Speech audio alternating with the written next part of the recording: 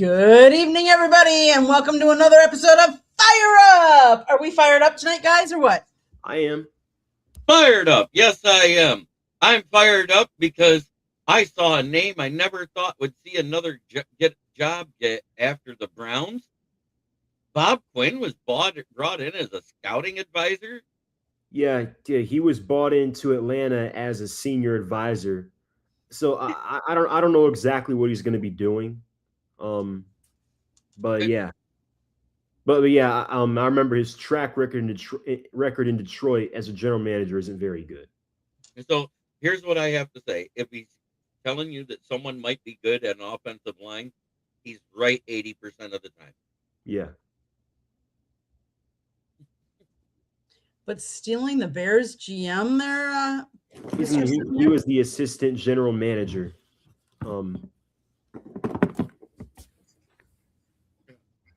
Yeah, the assistant general manager of the Browns. The Browns have been trying to steal Dorsey back from us for 2 straight seasons, and Dorsey just keeps telling them, no. Well, but the Falcons are hiring Bears assistant GM Ian Cunningham as their general manager. Yep. Right. That's a good hire for you guys. That is a good hire. Yeah, I was going to get into that on my town or whatever. And then Sean Mannion, your QB coach, is now the offensive coordinator of the Philadelphia Eagles for the Packers. Packers QB coach is now the offensive coordinator of the Eagles. We've lost a lot of our coaches. I know. I'm like going, what the heck? What's going on? You guys are losing everybody. Well, maybe we needed a change too, though. So sometimes that's not a bad thing. The only thing about that is that he's had 2 years of coaching experience in the NFL and he's never called plays. Right. So my thing is, how is that going to gel with the personnel they have? Because you don't know if AJ Brown's going to be there. The offensive line is going to be a little older. So I think those are some things. And then, apparently what surprised me is that none of the is how many people turned the job down. That was what surprised me. The other one that surprised me is Todd Monken getting the nod after being hired as OC for the Giants, getting the nod as head coach when Jim Schwartz was begging them to make him the head coach. Yeah. And if it wasn't for that defense the last 2 seasons, they probably wouldn't have won a game. I agree. All right. We got Ken Drickles in there saying go Hawks, and we got Ariana Hernandez saying hi. And of course, my buddy, MDE, I call him, Michael Ditton Edwards. Yes, and it has been a crazy coaching carousel. Last week I was talking about Drew Petzing with you guys, and then we turn around and add Mike Kafka to the offensive coordinator room. And he was the guy that I actually said,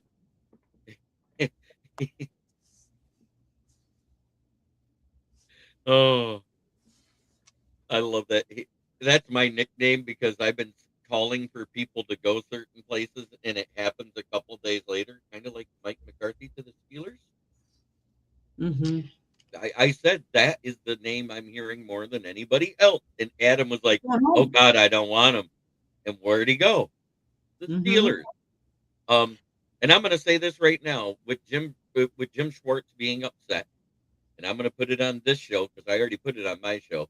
I think the perfect fit, even though he's not an offensive-minded coach, is right there in Las Vegas to help with Mendoza, because guess who was Matt Stafford's first head coach? Jim Schwartz. And by year 3, Matt Stafford was in the playoffs with Detroit, a team that hadn't been in Detroit since Barry retired. Right.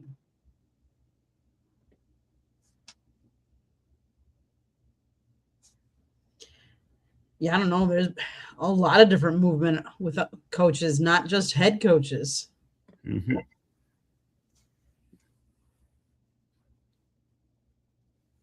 I I don't know that I don't think he's a nightmare on Elm Street. I am honestly surprised at how negative the feedback or how negative the reception is from Steelers fans about the hire. I mean, Well, I don't think it's a great hire by any means. I thought they would continue their trend of another young defensive coordinator. So I thought they would have hired Chris Shula from the Rams. But McCarthy by any means is not a terrible hire. I don't think he's terrible. I think he's just not their first choice, and everybody that they did want before him was already gone. Yeah. That's where I think it's at. I think also for them, they feel like it's keeping the status quo for Steeler fans. I think a lot of them apparently wanted a rebuild instead of the status quo of going maybe 9-8, 10-7. Making the playoffs and have a first-round exit like McCarthy did with Dallas. And that's where I'm at with it. They feel like they're going from, what was it Adam called them? Oh, no, that wasn't Adam. A lateral move. No, Robbie DeFeo, he said it. He goes, so we went from one mediocre Mike to another mediocre Mike. No. But I'm sitting there and I'm still going to say, as a Lions fan, as long as we went without a winning coach here, right? I mean, Caldwell was a winner, but he was way more mediocre the last few seasons than he was great. Mm-hmm. You know, Mike McCarthy had some good years in Green Bay, so I really can't knock him. What it depends on is who he gets for his coaches around him and whether he allows them to coach and call plays or not. Right, because when he had Kellen Moore with him down there and he let Kellen Moore call plays, that was an electric offense that year. Their defense was crap, which that has nothing to do with Mike McCarthy. That had to do with Zimmer. Right. Yeah, so I'm not gonna. I know a lot of people are really negative on this hire. I'm not so sure because I think Mike McCarthy is happy to be there. He's home. He's been very emotional about it.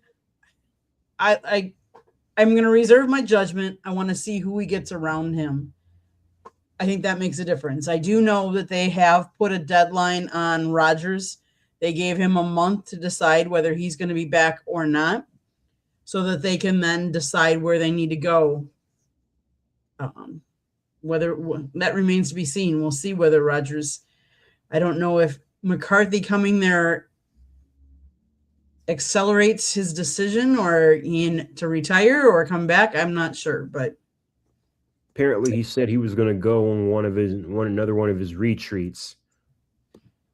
I'm sure. Oh boy. But at the same time, Aaron Rodgers is the one that told Pittsburgh front office that he would come back if they hired McCarthy. Despite the whole differences they had at the end, and yes, he was a part of the reason why Mike McCarthy was let go in Green Bay instead of being re-signed. At the same time, they remained friends after. Mm-hmm. Yeah. Right. Didn't he have a role in him getting fired from Green Bay? That's what I said. He had a role in him not being re-signed in Green Bay because they went from the Super Bowl to meh that next season. Mm-hmm. Still did enough to win the division, but it wasn't as good as they could have been. It took that Hail Mary to beat Detroit to get the division. No, he was fired years after the Super Bowl, I think. He coached the Super Bowl that Aaron Rodgers won. Yeah, and then I think they had some years where they had lost in the playoffs. They couldn't get over the hump, and then one year they ended up missing the playoffs and they fired him. You want to talk about fleecing an organization? Matt Patricia getting the defensive coordinator at week 11 for Philly that year? Yeah. Mm-hmm. That was the fleecing. Yeah. Because didn't they go weren't they 10-1 and then they went 1-6 the last 7 games? Yeah.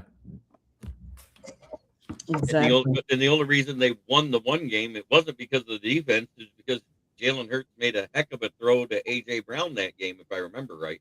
Mm-hmm. Yes. But- So I heard that AJ Brown is going to be fixed this offseason because when he gets released or traded from Philly, he plans on having that cranial anal removal program.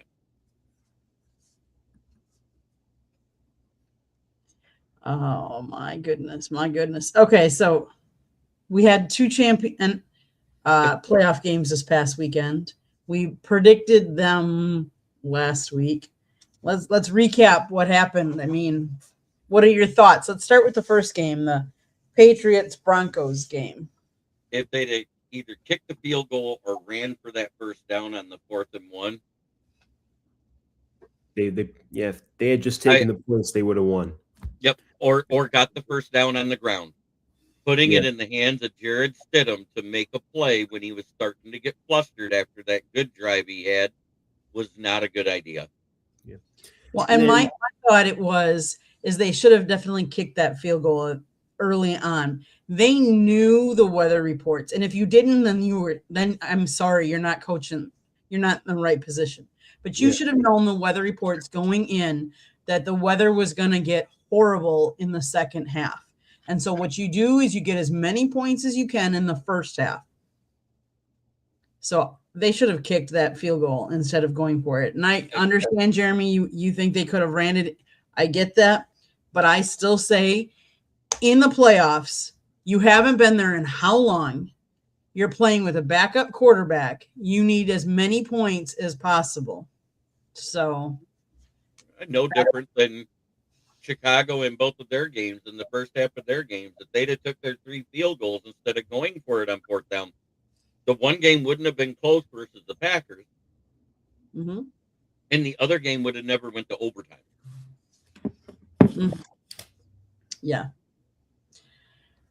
But yeah, the weather was crazy in that second half of that game. I mean, watching them trying to see what the yard lines and to even see the Patriots with their uniforms because they blended so much with the snow. And I think that's what led to that last interception. Yeah. Literally when he threw it, I didn't even see Christian Gonzalez till he caught the ball. I didn't see him either because it was snowy. I could barely see anything. I just saw the ball floating. I saw the ball floating and I seen it and it was on target and all of a sudden it wasn't there. And I saw that number of Christian Gonzalez turn towards the camera. I was like, oh, there is blue there. Yeah. I agree. Yeah, and then I think just another takeaway is that once a majority of the league is playing in an indoor stadium in like 10 years, we're gonna look back at games like this and say, maybe, and we're gonna say we took these for granted. But Michael Edwards asked me to talk about my idea about uniforms in bad weather. If they know snow is going to hit at any time during the game, maybe let the away team wear their alternate home uniforms instead to stop that thing from happening, because white is everybody's road uniform. So if you know it's going to be outside and in the snow, the alternate uniform would at least not be able to have somebody blend in. Yep, I agree. That's a pretty good assessment. I never thought about it, but I don't think it ever really played a factor until this game, because this game was really bad. Like you guys said, you couldn't see that their uniforms. So yeah, I felt bad for the Broncos, but hey, it's the way it happens. There's got to be a winner, and there's always got to be a loser. Yep. So let's go to the other game. I think most of us, or if not all of us, predicted Seattle to take that game. That defense is pretty legit. I predicted the Rams mainly because I felt like their defense could get enough stops and their experience both on a coaching and personnel side, but would take over late in the game. But clearly that didn't happen. They came close, but that didn't happen. But I think it was a great game like we expected. Both games during the regular season were good games. But I feel like that game was basically the Super Bowl. Like the winner of that game was probably going to beat New England, I think. And I'm sticking with that. I think Seattle's going to beat New England. And we found out Tuesday Yeah. they don't know if he's going to be able to play yet or not. He's having an MRI tomorrow, and that's Drake Who? May injured his throwing shoulder That he did. in that game. So they still don't know what's going on. They don't know the extent of how bad it is. So he hasn't been practicing all this week, but it's Pro Bowl week, so that really doesn't matter. So having the MRI and allowing him to rest it, they want to see if it's going to be healed enough that he can get his full rotation. And if he can't get his full rotation and the Patriots have to start Josh Dobbs next week, you might as well just hand the trophy to Sam Darnold and the Seahawks. Yeah. But I mean, obviously, if he's 75% over 50, even 50%, he's going to play. Right. Absolutely. But my thing is, I think with that being said, I think Sam Darnold, I think at every turn disproved a lot of narratives where, his success in Minnesota is largely due to Kevin O'Connell and that offensive scheme and having Justin Jefferson and Jordan Addison and the weapons they have over there. He went and disproved that. Jackson Smith-Njigba just had a career year, the best season for a wide receiver in Seahawks history. Credit to them, they rebuilt their offensive line, which is one of the worst in the league. They rebuilt to this past offseason. Cooper Kupp played a solid wide receiver 2, wide receiver 3 option. And then, of course, you have the 2 running backs, one of the better running back duos in the NFL, Kenneth Walker and Zach Charbonnet. So Sam Darnold disproved that narrative. He showed up in big games time and time again.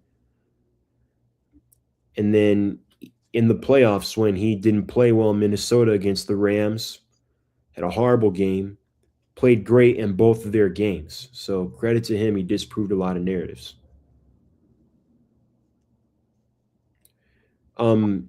Christian Ellis, is that what you're talking about? Charbonnet is out, yeah. Yeah, Charbonnet's out probably for part of next year too, because that was an ACL tear. Matt Collins has been limited all week due to a abdomen injury. Terrell Jennings, the past concussion protocol, so he returns back to the alignment. Harold Landry, the linebacker, is who he's talking about. He's the one that's out. And then they also lost linebacker Robert Spillane in that game versus Denver. Oh, never mind. Robert Spillane, not Christian Ellis. Yep. Christian Ellis, it was a strain, so they expect him to play. Charles Cross did not participate today for the Seahawks. And Eric Saubert, the tight end, but he's like third on the depth chart. Yeah. So it's not that big of a deal. Everybody else was either limited, and Amari Knight, the backup tackle to Charles Cross, did not practice today as well. So it's probably, and it's due to his knee. He hasn't practiced all week. We may want to keep an eye on that. Yeah, I think most people are going to pick Seattle. I don't think most people. I just think up and down they're the better team. New England's had a great season, and I don't want to discredit New England, but I saw a stat earlier. I think I have it saved. They beat one team with the record over 500 all season, and they beat one team. That was the Bills in that Sunday night game in Buffalo. Yep. And then another fascinating stat is they played 11 games this season against teams that ended up firing their head coach. So I mean, look, you can't make it up. Yeah, so look, I mean, you can't discredit them because look, it's the NFL. Any team can win any given week. You play the team in front of you. Vrabel is a great coach. He might win Coach of the Year. Drake May is a good quarterback. They have a good team over there, obviously. But my thing is, you can't say that they have not had one of the easier paths to a Super Bowl in recent memory. They went up against an injured offensive line with the Chargers. The Texans' offensive line was injured. Nico Collins was out, and then you have in Denver, if Bo Nix was playing, or if Sean Payton just took the points in the first half or ran the ball, the Broncos win that game. So I don't want to discredit them, but they have had one of the easier paths to a Super Bowl in recent memory. But if you talk about the defenses they face to win those games, still they played the number 1, the number 2, and the number 5 defenses so far in the playoff. And that's why I'm not discrediting their run. But I'm not discrediting the easy schedule thing, because if you're going to do that, then you got to say, well, that's the only reason why Chicago Bears won the division. They had the easiest schedule in the NFC, and they had a losing record in their division, yet still won the division because they had more wins. Because that's the main thing, is wins. Yeah, and as I just said, to mention both sides of the argument is, look, again, it's the NFL. Any team can win any given week. I mean, they lost to the Raiders week 1, so it's you play the team in front of you, and credit to them. They took care of the teams they need to take care of.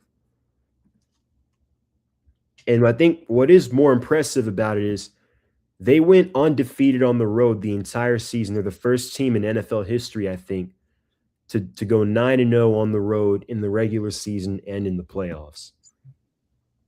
Yeah, I believe I heard that stat, the same stat. Mm-hmm.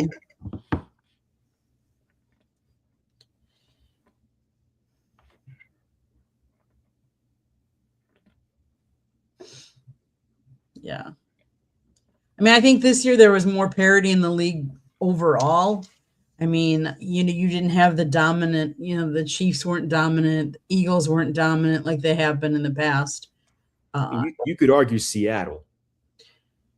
Yeah, you could. But other than that, there wasn't too many, any given week, any given team could have, I mean, maybe not the Jets, but everybody else, this year has been different, I would say, in that regard. And some of the teams that we thought going in that were projected to do really well, injuries really bit them, and they weren't, like the Lions. Who would have thought they would have dropped from a year ago? And granted, I know they lost both OC and DC, and that matters, but the Chiefs, who would have seen them fall, obviously, but an injury to your star quarterback matters. Yeah. Speaking of the Lions losing their DC, Aaron Glenn fired basically his entire staff this week. Oh, it's like awful. For me, I don't get it. Like, I'm trying to I just thought the same thing when the Falcons do something dumb. Like, where's the thought process? I don't get the thought process. I don't see it. There's the list of everybody that Aaron Glenn got rid of as far as the main names on the team. But there's one I want to point out here because I find it kind of funny. Is assistant DBs coach Dre Bly and other defensive assistants. Do you realize while he was a DC with the Lions, he fired Dre Bly there too, yet he picked him up to try and coach the Jets. Yeah, and my thing is, outside of the fact that he fired Ben Johnson's passing game coordinator, which was Tanner Engstrom's role. But my thing is, and I guess one argument he has in his favor is that, especially after they sold off those pieces at the deadline, the Jets roster is awful. Nobody could win with that roster. It's kind of eerily similar to the roster that Dan Campbell inherited year 1, except the Lions were in almost all their games in year 1 of Dan Campbell. The Jets were just getting smoked. They got boat raced. And then my thing is, I'm going to defend 2 of the firings, and that's Tanner Engstrom and the QB's coach. In week 4, Justin Fields, net passing yards were less than everybody on this panel. And then negative 10 yards. My only thing about Aaron Glenn is that as He's a defensive-minded head coach. It's his calling card. He was an all-pro defensive back for a long time. It just looks really bad. Like, you're not supposed to be an all-pro defensive back with a defensive background as a head coach and not have your team record a single interception the entire season. Like, that can't happen. I could understand if they were like the 49ers and had the 32nd pass rush. I could understand it then. But the bad part is about this, that's the first time in NFL history any team did not record at least one interception. And as bad as the defenses were in Detroit, even before Dan Campbell got here, and let's face it, yardage-wise, our defenses were bad. We never had an oper in the interception column. Mm-hmm. Yeah, that's sad for head coach that was a DC before that. I'm going to quick shout out because we have a comment in the chat that I think we should acknowledge. And yes, Patty, we can all say a prayer for your brother Dennis, who lost his house in a fire in Grand Blanc. Yeah, prayers up, Patty. Email me his last name, and I'll ask the Lions faithful tomorrow to say prayers for him. If the Jets were a sixth-grade boy, they would not. Right. Oh my God. Yes, this is true though. The 76 Tampa Bay Bucks that lost every game in the season had a better defense than the Jets this past season. How sad is that? The 2008 Lions defense. Yeah, I was about to say. We lost 11 games by one score that year. Our defense was better than the Jets' current defense and lost every single game. Wow. Yeah, that's sad. And I think it probably came down to, and we talk about like Aaron Glenn got rid of everybody. I wonder if management went to him and said, it's either you or it's everybody else. Like you take your pick. Like, because obviously things didn't work the way you had them this year. We've got to make changes. So you tell me what that means. So, but now the only thing about that is the good coaches are not going to want to work for a coach that's probably on the hot seat now. I would assume he is, because you don't fire your entire coaching staff if you're not on shaky ground with the front office. Mm-hmm. Yeah, he tried to take our defensive back coach, the current one, to be his defensive coordinator. He couldn't get him, so he stole the defensive passing game coordinator from Miami, which was his old safeties coach, Brian Duker, when he was with the Lions. He keeps dipping into the same coaching pool. And Patty, there's a good suggestion. Is there a GoFundMe page for your brother? And if not, see if the church would use their website that you guys go to for a donation page, because sometimes churches will do that for families in emergency situations. Mm-hmm. Either would be fine. Yep. Yeah, I mean, there's a lot of coaches that are looking for assistant coaches, and a lot of movement going on. I mean, let's face it, the Dolphins are now becoming Green Bay South. They've hired so many of our coaches. Like it's unbelievable how many coaches, honestly, that they've taken. But Matt LaFleur is going to have to go out there and find some replacements and see what he can do. And sometimes change isn't necessarily a bad thing.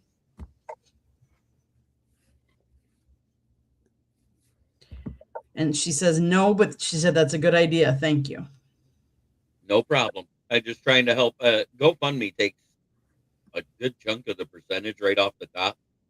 So whatever amount of money they need to get by, make sure you go that 20% over.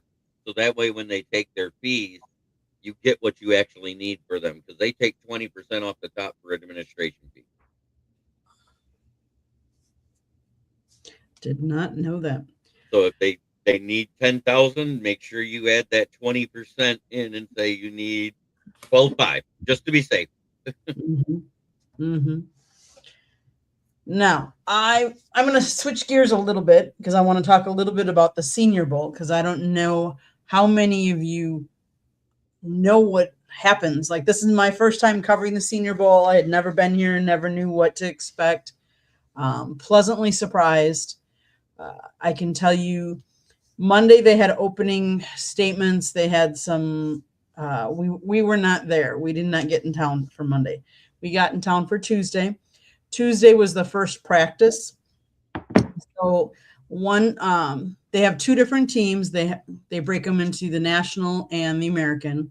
The National practice from 1:30 till 3:30, and then at 3:30 they let the media down onto the field with the players there, and there's a 10-minute free-for-all. Get as many interviews or talk to whoever you'd like, but you literally only have 10 minutes. It's a clock, and it counts down, and they shoo you off the field after that 10-minute run. And then at 4:00, the other team practices for 2 hours.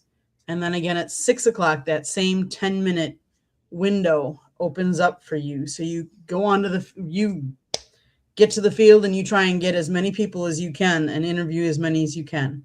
And then Wednesday, they did have media day. So at the convention center downtown, they brought in some of the players, and some of them, like the quarterbacks, they sat on a podium and you could talk to, but it was in a room with all the reporters, and they came in. And so everyone was trying to ask questions of various different players. And then again, the practice Wednesday afternoon, practices today.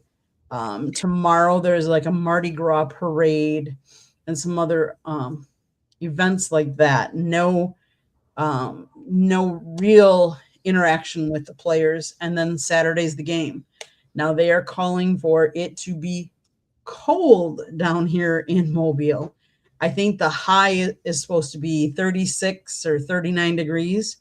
And that might not sound real cold for those of you that are up north, but to be playing outside football in that temperature. And there is a fairly good breeze inside this stadium, so it could be cold. But I am happy to report that if you wait a little bit, you will find Scott has done, I would probably venture to say, maybe close to 20 different interviews. Now, some of them are only a minute and a half long. Some of them are a little bit more than that. We will be putting all of them up on the South Florida Tribune's YouTube page. So if you have not yet subscribed, I highly recommend you do that. But yes, he even got in some questions with Vanderbilt's quarterback, Diego Pavio. He's talked to Clemson's running back, Adam Randall. He talked to Samir, your buddy over at Georgia Tech, Kalen Rutledge. He talked to Penn State's Nick Singleton. He talked to Wisconsin's Anthony Vinny Anthony II. He talked to Garrett Nussmeier from LSU. He talked to FIU's Keyshawn Owens. He talked to the two representatives from Miami that are down here, James Bruckermeyer, who he talked to, and I actually questioned myself, which I don't normally do, especially with Scott around, but I took it upon myself and asked him a couple of questions. And then Markel Bell as well. Michigan, Rayshon Benny he talked to Boston College, Jude Browry, I think. An Alabama guy. He talked to a representative from the team that plays in the stadium that we're going to be at, University of South Alabama, and he talked to them. So, yeah, Michael, I understand. Cold, play the games in Grand Rapids, Iowa City, North Dakota. I mean, I lived in Wisconsin for the majority of my life. Well, I shouldn't say that, a lot of my life. So I know all about cold. But remember, these kids are trying to get into the NFL. I don't know that playing in a Senior Bowl up in really cold weather would be conducive to not getting injured and possibly, harping their chances of getting drafted. This is what they say is the first step in the draft, is playing in the Senior Bowl. And then you have Pro Day, you have Combine, and then you have the draft. So this is one of the places that a lot of people yeah. That comment. Remember I told you I did those takes and called it the Key and Peele Field kit? He just said, "Are you going to announce the rosters for the Senior Bowl again?" So I can tell you approximately 500 former Senior Bowl participants are on current NFL rosters as we speak. So they normally send out around 130 top college prospects invited to this game. The vast majority ultimately being drafted or signing as free agents.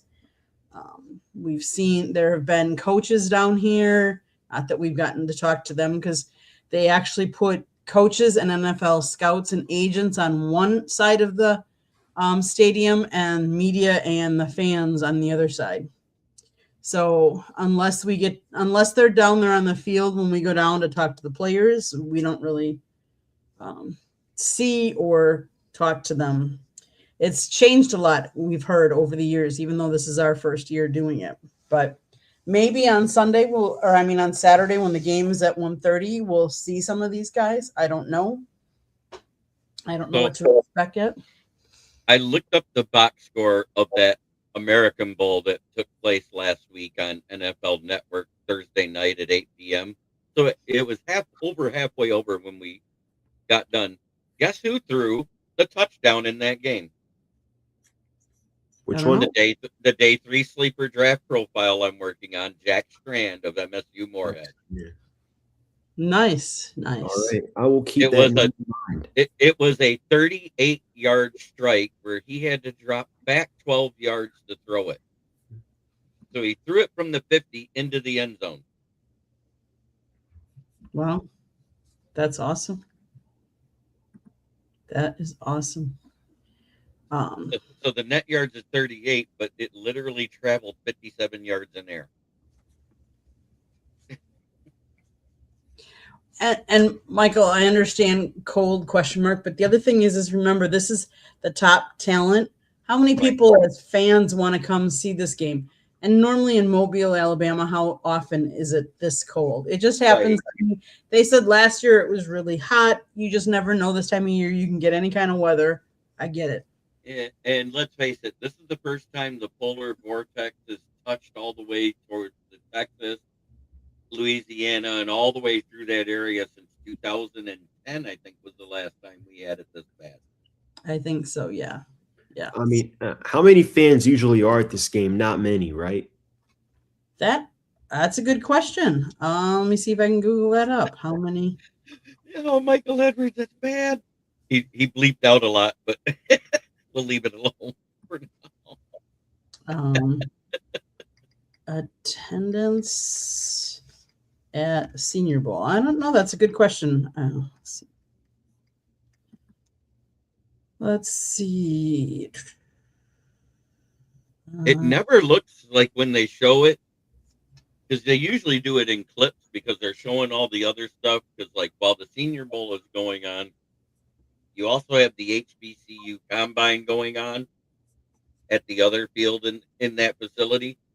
And it's like they go back and forth. They never really show the stands, but the stands never really look full in Mobile, Alabama when they do that Senior Bowl. And that's even when it's been nice weather. So I don't know how many they sell. And I think a majority of the seats that are filled are probably by NFL scouts, CFL scouts, UFL scouts. It's probably that type of thing, because it's not supposed to be the uber competitive game that everybody loves to see in college football. Yeah, right. It's pretty much just about player evaluation. Right. And I Mm-hmm. think that's more of what it is. I think you get maybe like 5,000 to 10,000 people in attendance.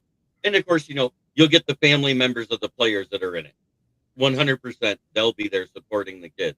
So can I just say I had a cool moment today, like I have to say. So Scott and I were down on the field, and yes, it was a Wisconsin kid. We were talking to Vinny Anthony II, and we did an interview with him. And then after those 10 minutes are up, because we did another interview with somebody else, we went up to the stands, and this lady comes up to us and she goes, "Can I ask who you are? And who, what affiliation you're with?" And we're like, "Oh, we're, the South Florida Tribune." And we asked her why. And she's like, "Well, she was his mom. And she wanted to know where his interview was going to be up. And she thanked us for That's interviewing awesome. him." And I'm like, that's just really cool. Cause like, normally you don't see that. Right. So I I, thought that was cool.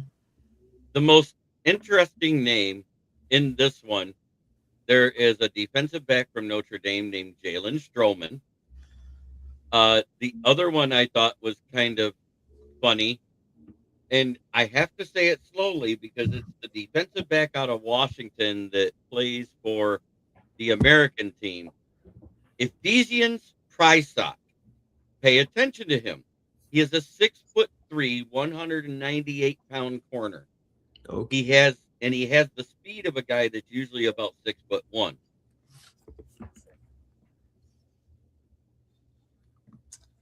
Trying to see where it talks more about the players, not attendance here. But let's see. See, I think it's more by invite for that one.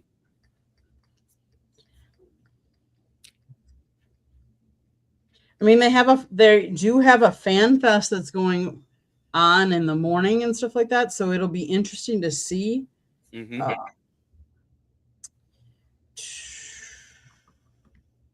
Yes, and any parent that respects the game and wants to know what's going on with their kid before they go pro, that is amazing.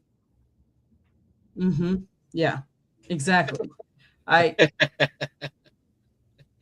Michael Edwards' next comment cracked me up. I'm sorry. Oh, but you notice I had to say that slowly. Ephesians is a book in the Bible, and I love the fact that that's a religious reference for his first name. But the last name of Prysock with a P, you say that wrong, and somebody's going to hear something they don't need to hear. No, it's not telling me. That's interesting. None of them want to tell me what the attendance was. I think it's exactly what I said. It's by an invite type of. You know what I'm saying? It's by invite, not sales. So there won't be like a big thing. Gabe Jacobs is another guy I like. He's going to be a day 2 or 3 pick, and that's the defensive lineman out of Illinois, defensive end. Jake Slaughter is the center out of Florida. The only Indiana player I see listed is Kalon Black, the running back. So, in other words, the other guy must have dropped out of coming in because they're invited. That doesn't mean they show up. Well, and they're coming off they just played how long ago? So like maybe they needed a break. Well, I think it's because for Kalon Black, he wants to show he can punch it into the end zone because it was Hemby and then it was the fullback Riley Nowakowski that actually scored the touchdowns in that game. And I think he wants to show that he is a touchdown scorer as well for the Scouts. Well, I want to say there was numerous Miami Hurricanes that decided not to. Akeem Mesidor was supposed to be here, Keontae Scott, Reuben Bain Jr. They all declined. I don't know if it had anything to do with they just recently played. They think they have enough tape out there. I'm not sure. Yes, Hemby is a rising stud. Absolutely, Paul. Thanks for watching, Paul. We appreciate you. And I am not discrediting what the Patriots did. I'm not discrediting what the Seahawks did because they're in the game that 32 teams have the goal for every year and only 2 get to be there. And The guy that I'm interested in seeing, I believe it was Mike Washington II, is a running back out of I think I've Arkansas. heard of him. Yeah, I think I've I heard of want to him. see how he runs because he's got that prototypical size that you want. Or Mike Washington Jr., not the second. 6'2", 228 pounds, and he supposedly, when he was 6 foot and 200 pounds coming out of high school, was running a sub 4.540. I would love to see if he's still doing that at that size, because if he's doing it at 6'2" and 228, man, that's a tank to have. But that's a very large bowling ball with legs. Then. Mm-hmm. And there was another one that's like 5'11" and 227 out of Toledo that I saw. Yeah, I'm interested. I can tell you, day 2, the overall distance leaders as far as wide receivers, the top one was Josh Cameron from Baylor. He had 5,330 yards. And Vinny Anthony from Wisconsin has 5,121 yards. So that was just some of the little stats. But yeah, Scott, like I said, Scott's probably interviewed almost 20 different people. Now, I will say he interviewed a young graduate of Florida State University who is there as part of the media. He is actually he wants to get into sports seminary. And so Scott did a little interview with him. Scott did an interview with a writer that's been writing and has been at like 15 of these Senior Bowls. And then he also did an interview with a young aspiring, he's actually a sportscaster out in Arizona, in Yuma. He had graduated from Penn State a year ago, and talked to him as well. So he's got some different interviews that are coming down the pipe. So definitely watch for that. Another defensive end to watch is the kid out of Alabama, LT Overton. LT Overton is one. Yeah, I think I could. Yeah, I think he could be a mid late second round pick. Right. I think that's where he's projecting a lot of places. And have you heard a lot about Taylon Green from Arkansas? Because Taylon Green, a little bit, not much, but a little bit. He said that his arm strength and athleticism is drawing a lot of eyes on the field at practice too. Mm-hmm. Yeah, it's interesting some of the drills that they have been doing and watching some of the, because these aren't, yes, they're elite athletes and I get that, but they haven't played with these guys. These are guys from different teams throwing. And you talk about at the beginning of the season, how we talk about you need practice and you need reps in the beginning to get the timing down and stuff like that. So it's kind of amazing to watch them in practice, how many balls they hit or they don't hit. And they're also working with NFL coaches for the first time, so that they can get used to their type of lingo and play calling and the type of routes they want them to run for the wide receivers and the coverage. Yes. Yeah, Rick Neuheisel was a great college QB. He was okay as an NFL QB because that translation doesn't always work for some people. But Taylor, I like Rick Neuheisel. He is very smart in how he talks about quarterbacks. I agree. I think Taylon Green may be a good day 3 pick at this point, unless he really balls out at the combine. He's one of those guys that didn't have the numbers he should have in college, but he also lost a few key guys there at Arkansas. One, Isaac Tesla. Mm-hmm. Oh, and Scott interviewed he interviewed one of the receivers, Jacoby Lane from USC, who transferred from North Dakota State. His twin brother graduated or got out early last year. So yeah, I know exactly who you're talking about because I've been talking about that kid for 2 years. 6'4" and 220-pound wide receiver, big boy. Yeah. Yep. So Scott interviewed him too. That was neat.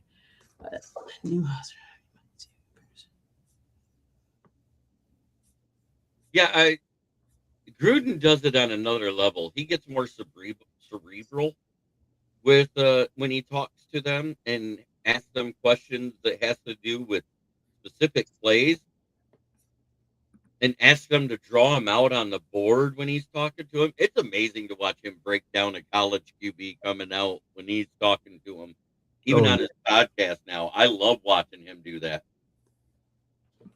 Mm-hmm. Yeah. Guys, anything else we want to talk about besides my town? We haven't gone there yet. We should talk about something that Scott did. What did Scott do? What happened? He wrote a book. Oh, yeah, he wrote a book. You're right. He did. He did write a book. His book, Lessons from the Microphone, Tuning into the Enduring Wisdom of Visionary Leaders. It is written by Scott, the Motor City Madmouth Morgenroth. Talks about his 45 plus years in the media business and how it has evolved over that time. It is available on Amazon, Barnes & Noble, Kindle, Google, and Apple Books. It is also out on audiobook now, too. So go check that out as well. You can always find it, a link to it, buy it on our website. It's www.southfloridatribune.com, where both of these fine gentlemen that are on the broadcast with me tonight write for us and have articles up on our website as well. So go check them out as well. And if you like to listen to podcasts, you can find us wherever you get your podcast. If you see that red subscribe button in that lower right-hand corner, that means you haven't subscribed to us. Please do so. And then also go to everybody else's that is on our network and go to their channels and hit the subscribe button and the notification button so you're notified when people go live. So let's go back to the chat room.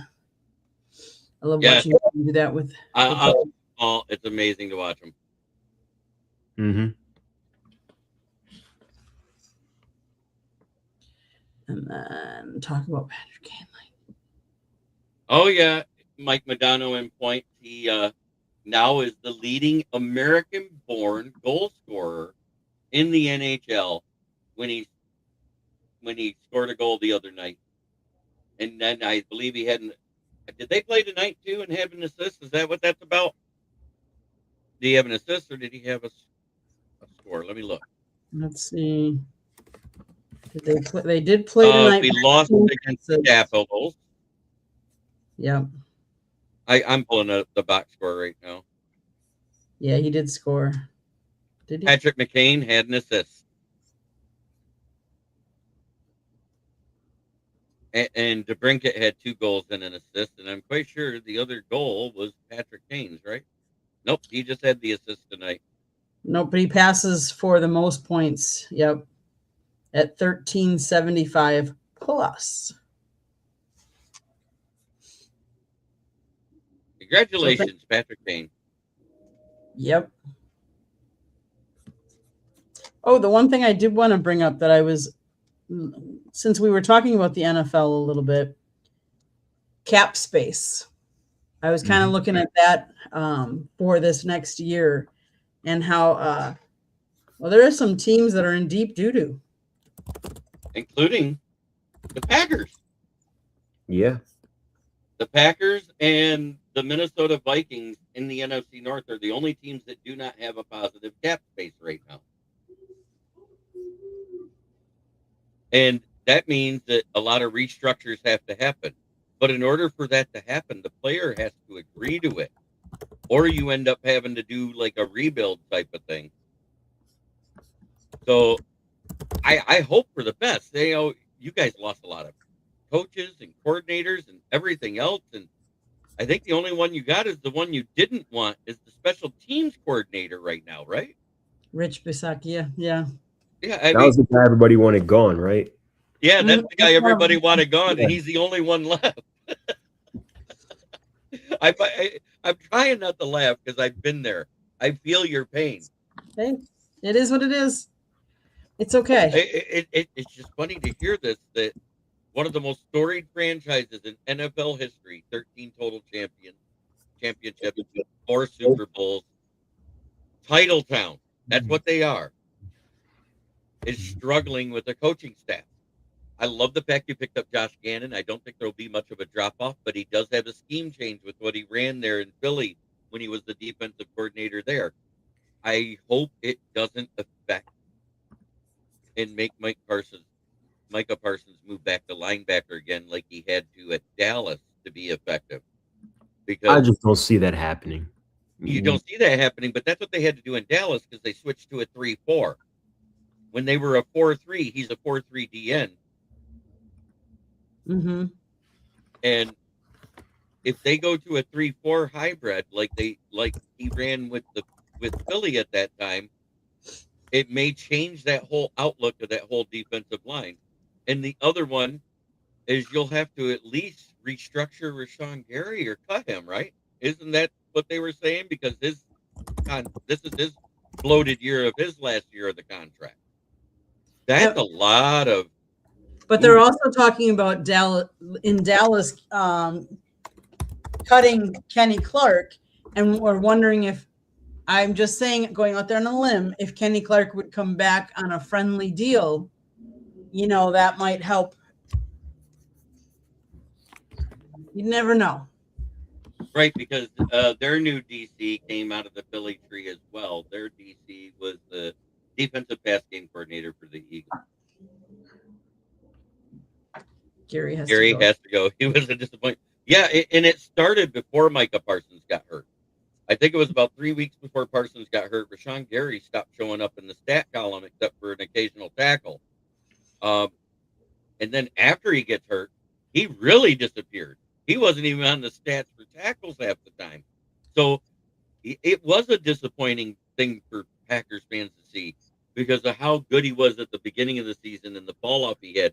Whereas our fall off with the defense was at the mid-season switch when Dan Campbell had to stop focusing on both sides of the ball and had to focus solely on offense.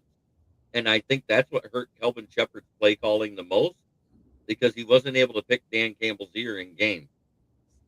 Because Dan Campbell's always been one to talk to his coordinators, both coordinators, when they're on the sideline. He likes them on the sideline, not in the booth.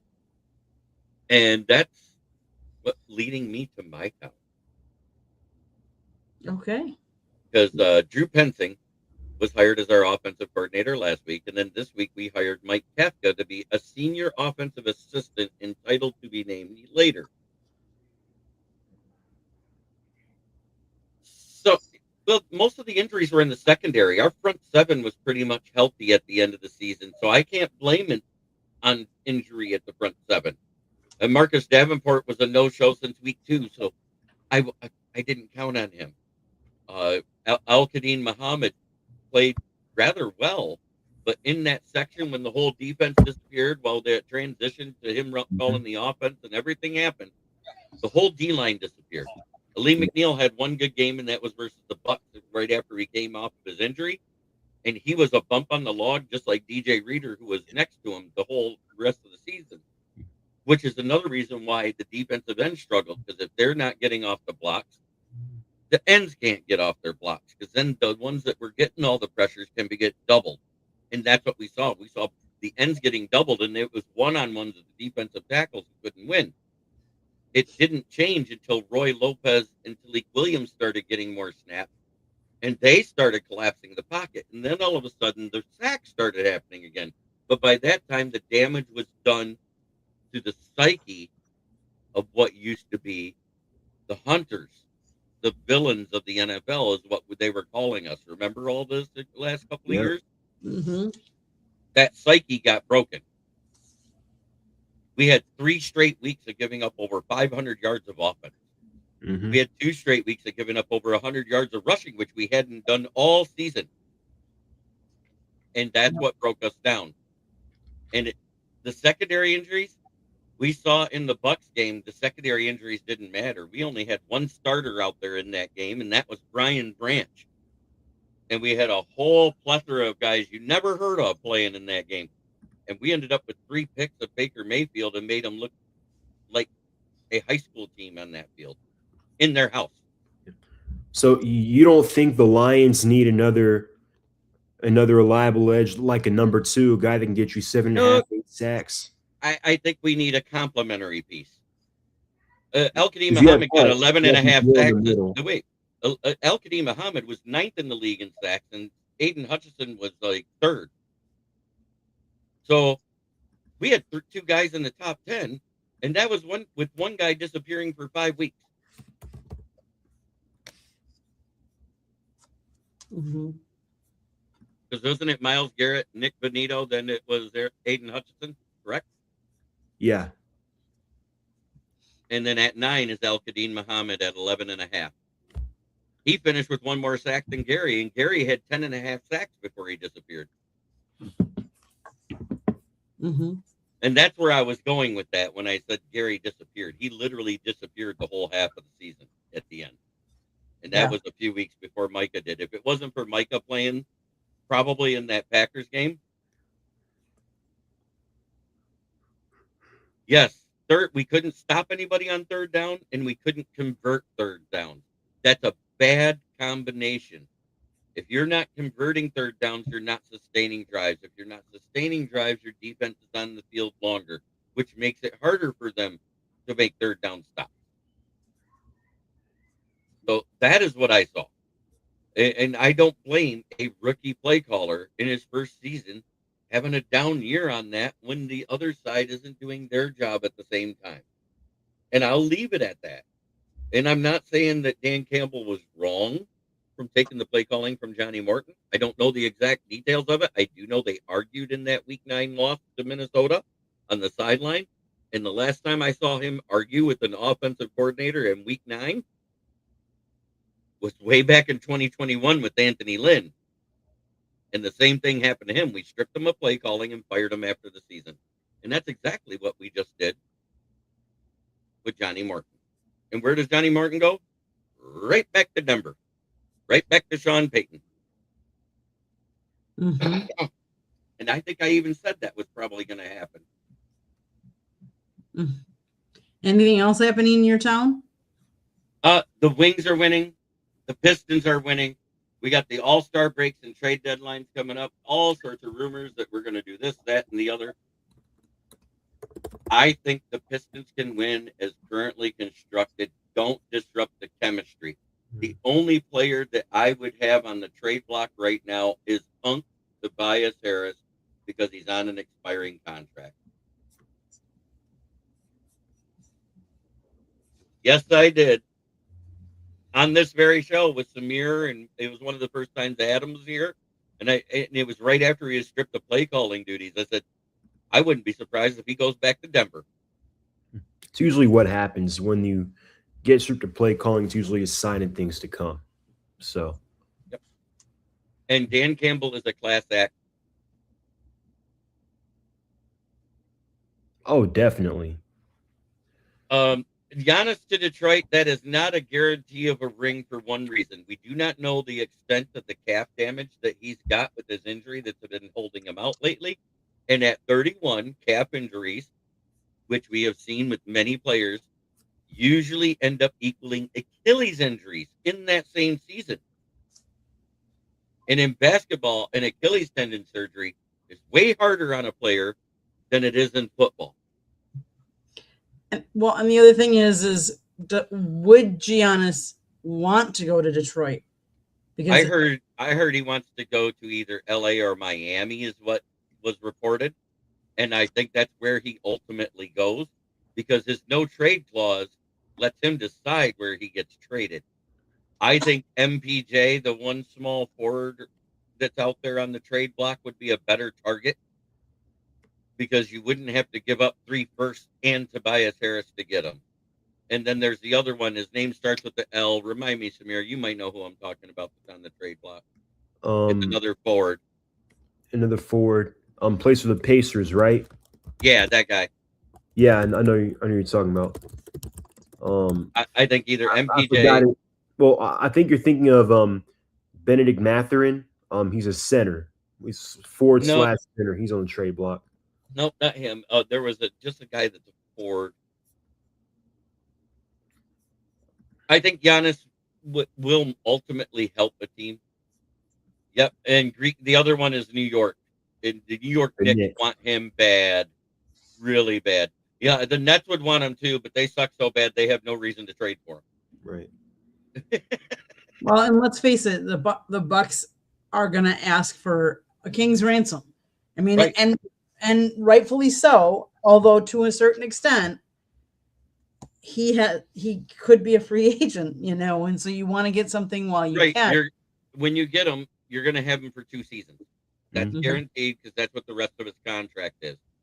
So unless it's a sign and trade to extend him out a couple of years to make it worth it, but do you really want him after 33 years old on a huge contract? Yeah. No. So you're basically doing a season and a half rental when you trade for him. Right. Mhm. And then, well, I also have heard some rumors linking the Hawks to him, and it's primarily because of 2 reasons. We have the we have the pick between we would get the highest of the first round pick between the New Orleans Pelicans and the Bucks. So there's a very good chance that it's going to end up being a top 5 pick in a very loaded class.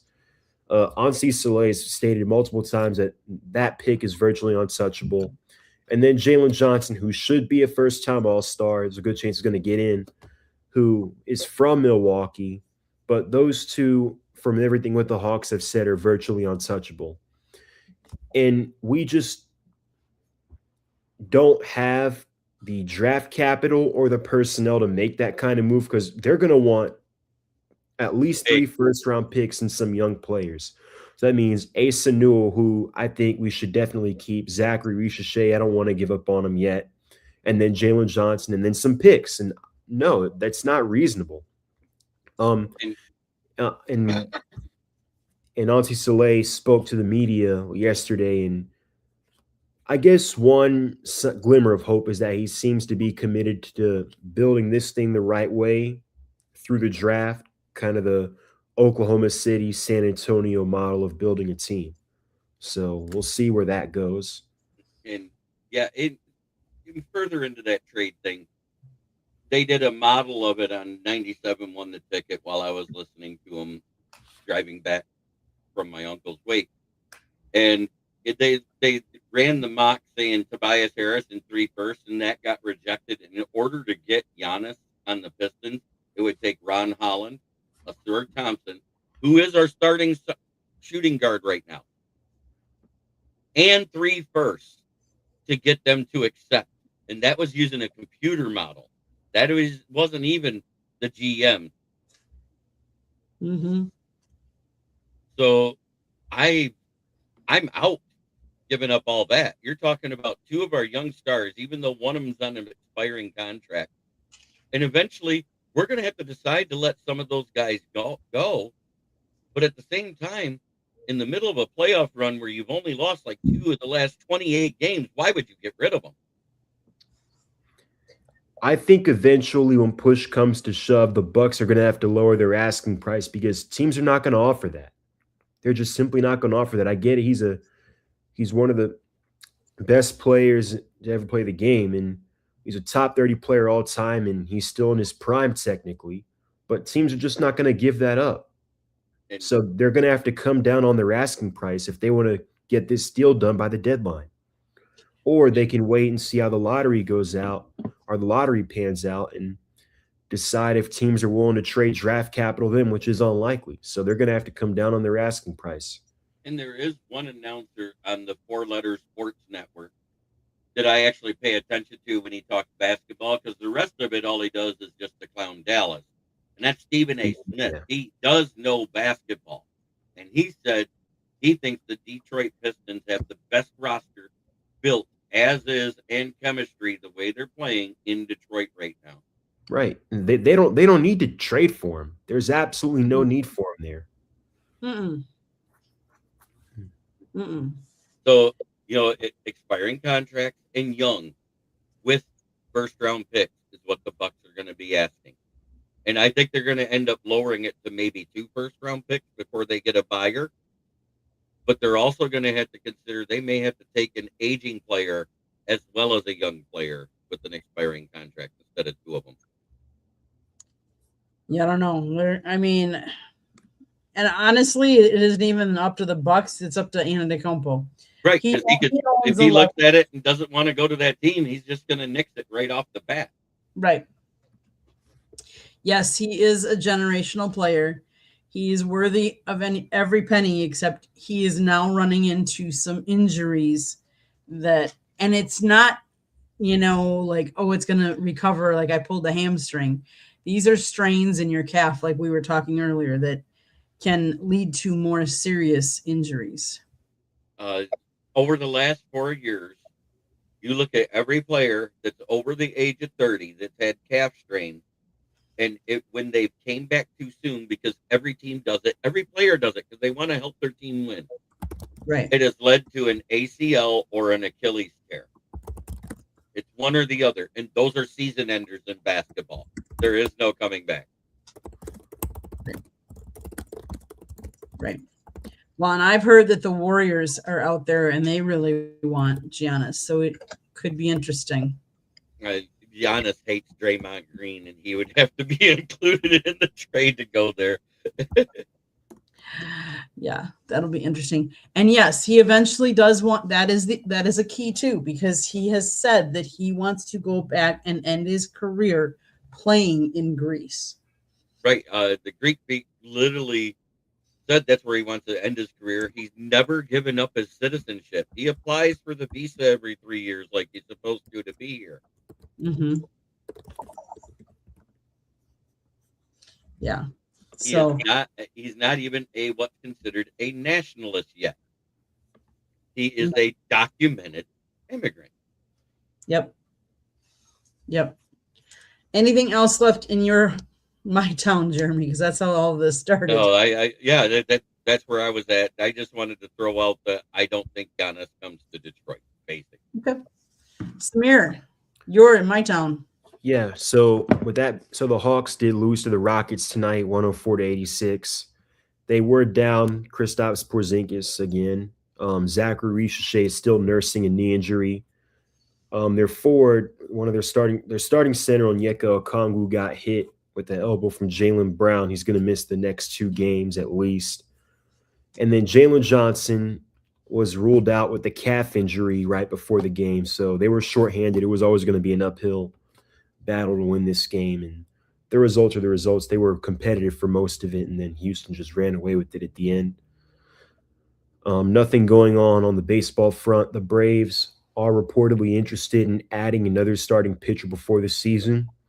2 names they're looking at, Lucas Giolito and Chris Bassett. Starting pitching depth has been an issue for this team the last couple of years, especially considering all 5 of our starters at one point got injured last year. So we need to add there. Would like to get another arm.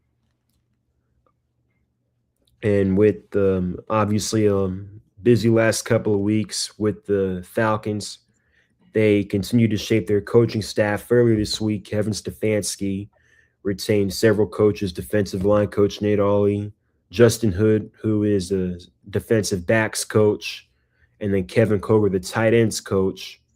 I do like the move to keep Nate Ollie. He was a big part along with Jeff Ulbrich, and some of the young guys we have up front breaking out and us setting our franchise sack record for a single season. And then notably, we also hired a new special teams coach, Craig Aukerman from the Miami Dolphins. He was with the Tennessee Titans for a while. For the most part, he has produced average to good special teams units. I think we were bottom 3 in special teams last year, so it's not gonna be hard to improve in that area. We have a new wide receivers coach as well, Rob Prince. He's worked with the Detroit Lions for a while, Dallas Cowboys, Houston Texans, Seattle Seahawks. He's coached in the NFL for a long time, coached some pretty good wide receivers. He coached Jalen Waddle and Tyreek Hill, I believe, in Miami recently as well. So he knows how to get the most of some good wide receiver talent. And then notably, as you mentioned earlier, Jeremy, former Lions general manager Bob Quinn is a senior advisor. It's not going to be much of a role, but I just hope he's not doing it. I just hope he's not doing any more than just advising on the offensive line. Because, like I said, because in his 5-year tender, he drafted 5 offensive linemen, and one of them is the only one of that era of GM and coaching is still on the Lions roster. because he drafted Taylor Decker, right, And and then Frank Frank Ragnow. Ragnow, who Graham just retired. Glasgow. Yeah. But the only one active on the roster right now, because I think Graham Glasgow is gone. I think he's either going to retire or we're going to cut him just to save the money. Is Taylor Decker, and there's a rumor that we might be cutting him after June 1st if he doesn't retire. And then lastly, about an hour ago, right before we got on the show, the news dropped that we hired Ian Cunningham as our next general manager. He was personally my first choice. Comes from he's worked under 2 Hall of Fame general managers, Ozzie Newsome from 2008 to 2016 in several areas in their scouting department, and then he worked under Howie Roseman 2017 to 2021. He won a Super Bowl at both places. And recently, he was the assistant general manager under Ryan Poles in Chicago since 2022, helping oversee that turnaround they've had over there. So he's got a lot of experience. He's had a front row seat to what a winning organization looks like and how winning organizations are built. Baltimore, Philadelphia, 2 teams that build their teams in the trenches from the inside out. We definitely need some of that after Terry Fontenot's tenure. And we've talked ad nauseum about the offensive and defensive line woes that your team has had over the last. Yeah. Well, defensive line seems like it's making a turn. Cunningham is definitely a good hire. He has been one of the top general manager candidates the last few years. As a matter of fact, he was offered the Cardinals general manager job in 2023. He turned it down. They went and hired Monty Ossenfort. Ryan Poles recently did give him a lot of credit for some of the decisions they've made, which is made in helping contribute to their success, which is the trade back with Carolina from the number 1 pick when Carolina sent DJ Moore, 2 first-round picks, a couple of seconds for Bryce Young. And the Bears have definitely made the most of that trade. They've gotten guys like Caleb Williams, Luther Burden, Darnell Wright, guys that have contributed to their success this season. He was a part of the process that bought Ben Johnson to Chicago. Their rebuild of the offensive line this past season. And then most notably, there's an audio of Ryan Poles wanting to trade up, clip of Ryan Poles wanting to trade up in 2024 to get Rome Odunze because he was afraid that we were going to get him. Because remember, we had just signed Kirk Cousins, so we were rumored to have a lot of interest in Rome Odunze. Obviously, that didn't happen. We take Michael Penix, and the Bears get Rome Odunze when they stay put. And Ian Cunningham apparently had a big say in convincing Ryan Poles to stay put. Great hire. I agree with what Paul said there. I'm a lot more encouraged about that than I am about Kevin Stefanski. So we'll see how it goes, and that's it for my town. So there is one more little bit of thing. We know that this year is the first time they've made an award for offensive linemen. I have the list of finalists in the screenshot there.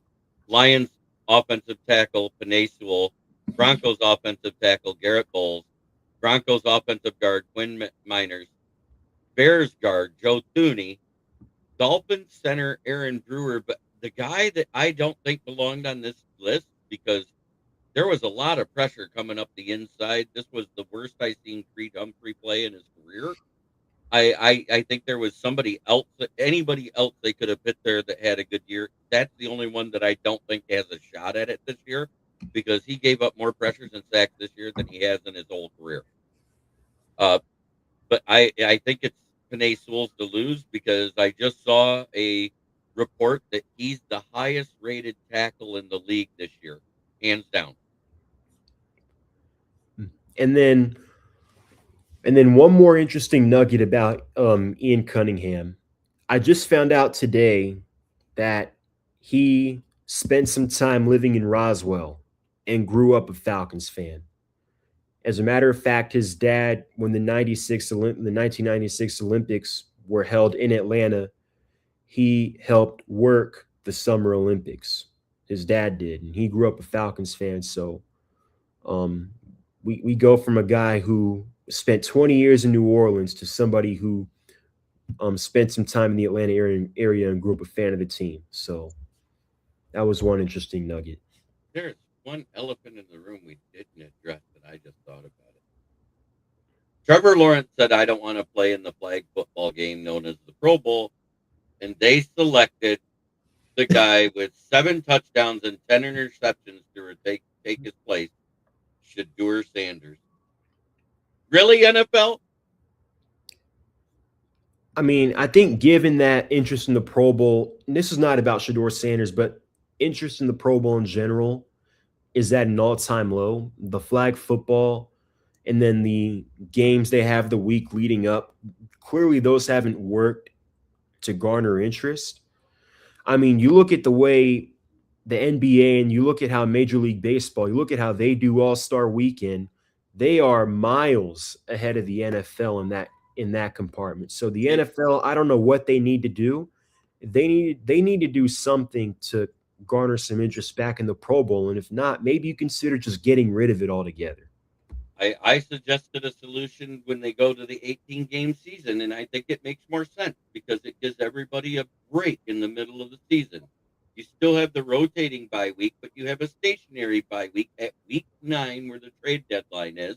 Hold the Pro Bowl mid-season. That way you don't have to worry about who's in the Super Bowl skipping it. Hey, you do it right there at week 9 and the rest of the 18 weeks out there, because if we're going 18 games, it's going to be a 19 or 20 week season. They can rotate it like they do. Everybody gets that week 9 off. That gives you a chance to trade for your players, give them a chance to acclimate with the team in the regular practices that you do in the walkthrough before they play a game even. It gives everybody that week off except for the Pro Bowlers. Yeah, well, for starters, they need to move the Pro Bowl back to Hawaii. Number one, it should be in Hawaii every year again. I don't know why they moved it out. And number two, it should be the way they used to have it, where they would have it the week after the Super Bowl.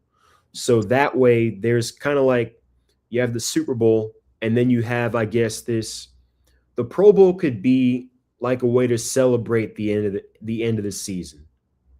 That's what it used to be. And a matter of fact, if you go way back in history, the Pro Bowl was actually the Super Bowl winners versus the best of the NFL in an exhibition game. That's what it used to be. And if they did something like that again, that would garner interest. Or I've seen one alternative idea. If they were to get rid of the Pro Bowl, it's been floated around on social media like as a joke, where you would have the 2 worst teams in the NFL play a game. The winner gets the number 1 pick. Yes. I've been suggesting that all the way, and I got the perfect name for it. You could call it the Toilet Bowl. The Tank Bowl. No, the Toilet Bowl.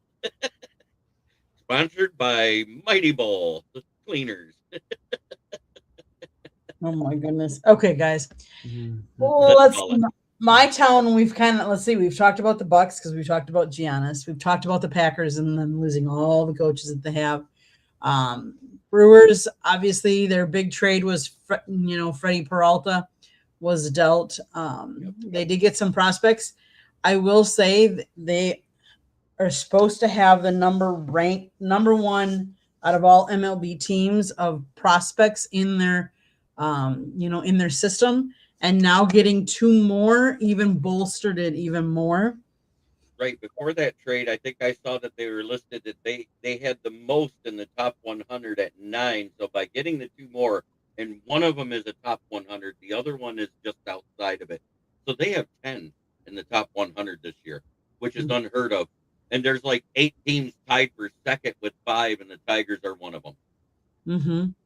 Yeah. So obviously they're a young team, and we've known that, and we've known that that's how the Brewers build.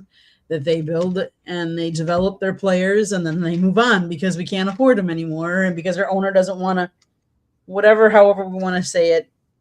We're not going to get on tonight's show about should there be a floor or a cap. That might be a good, good topic for, a week or 2 weeks or maybe after the Super Bowl to talk about that, because I'm sure we have some strong opinions on that. And as well as Major League Baseball is going to have some strong opinions on that, whether they even have a season next year. Right. Not that we're going to be able to solve their problems, obviously not, but it's a good discussion to have. Other than that, the other teams are they're holding on. Wisconsin hockey is doing pretty good. Wisconsin basketball is doing okay. And yeah, I think that's pretty much covered all of them. I'm just excited to be here at the Senior Bowl. I'm excited to see what the game actually looks like in person, and to see who I might see. You never know who I might bump into walking around. Because Jack Strand played in the American Bowl, they decided to take him off the Senior Bowl roster because he just got exposed on TV last week. And he basically was the MVP with the only touchdown scored. Mm-hmm. So good for him. One of the guys in the American Bowl, he's a day 3 cornerback prospect. But that poor kid, what his parents named him, his last name's Hamilton. That's all fine and dandy. But it's Al Zillion. And that's A-L apostrophe Zillion. I was like, what? Were they failed crypto investors and decided it was hoping? I don't know. I just don't get it. Mm-hmm. So, Samir, how can people find you and get a hold of you? You can find me on X at ATL_Samir2401. I post a lot of content there, post a lot of my articles there. I'm going to have one about Ian Cunningham tonight, pretty soon. You can find me on Thursdays every evening here on Fire Up, and then you can find a lot of my work on the South Florida Tribune website. Thank you guys for tuning in. I'll see you guys next week. Sounds good. Jeremy, how can we find you? Well, you can find me here, for one thing, on the South Florida Tribune channel every Thursday and occasionally on Tuesdays on Inside the Pigskin. You can also find me on my channel, which is Kneecap Biting with the Motor City Lions. And like Samir, I write for the South Florida Tribune. I have draft profiles I have put up. I am going to go into depth how diabolical it was, the hiring of Drew Petzing, when I found out that his first NCAA Division I job was where he met one Ben Johnson, and they became best friends. He was actually a groomsman in his wedding, and it's diabolical because we just made them mortal enemies on the gridiron. That's funny. Yep. Okay, I'm going to go through my spiel again. South Florida Tribune Publishing Company published a book, Lessons from the Microphone, Tuning into the Enduring Wisdom of Visionary Leaders. It is written by my husband, Scott, the Motor City Madmouth Morganroth.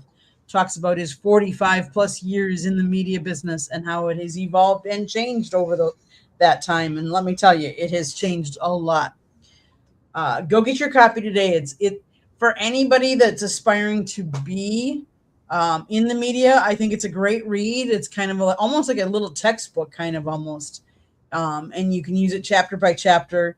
Anybody that wants to read a good book about how media has changed, it's also, good for that too. So get your copy today. It's available on Amazon, Barnes & Noble, Kindle, Google, and Apple Books. The audiobook is also out wherever you get your audiobook.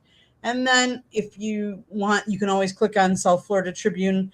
Our website has the link as well as these two fine gentlemen that write for us. So go check out their articles as well.